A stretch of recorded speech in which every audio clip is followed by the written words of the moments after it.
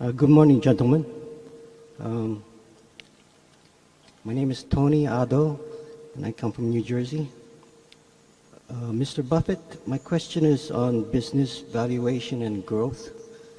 In one of your letters, you mentioned the discounting formula, owner earnings divided by the difference between the discount and the growth rate. But if the growth rate is larger than the discount rate, and if we use this formula, then we get a negative number. And one way around this, let's call method A, is to have two growth stages, one with a high growth and the second stage with a low growth.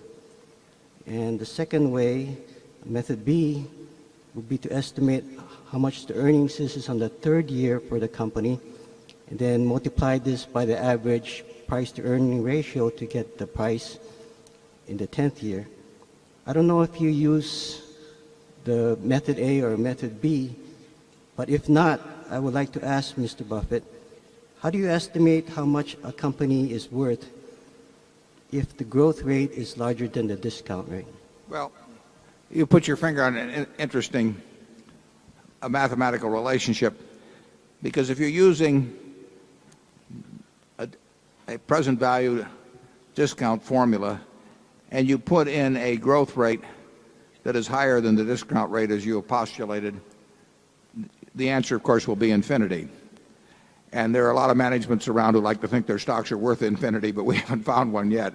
That precise subject was covered in a paper called the St. Petersburg Paradox by a fellow named Durant, probably 30 years ago. And somewhere we probably have a copy at our office.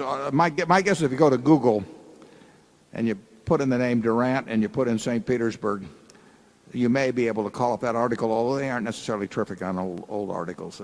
So if you'd like it, we would, if you'll let somebody know at our office, we'll look around a little and see if we can find that.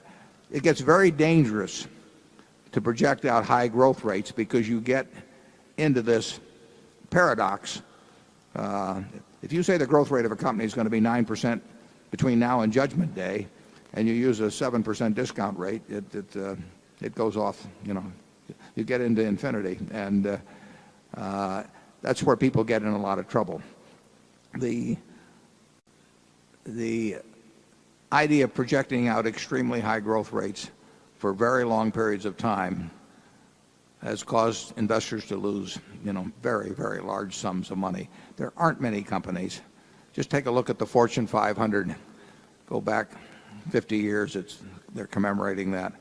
And look at the companies that were there and how many have really maintained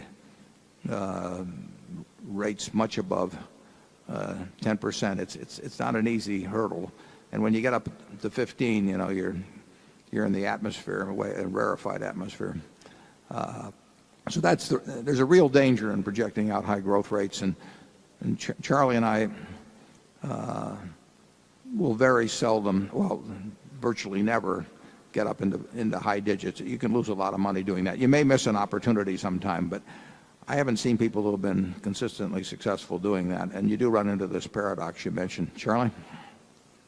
Well, you're obviously right when you get a mathematical result that is infinity to back off and realize that can't happen. And of course, what people do is they project that the growth rate will reduce and indeed eventually stop. And then you get more realistic numbers. What else could anyone do? Okay, we'll go to Mark.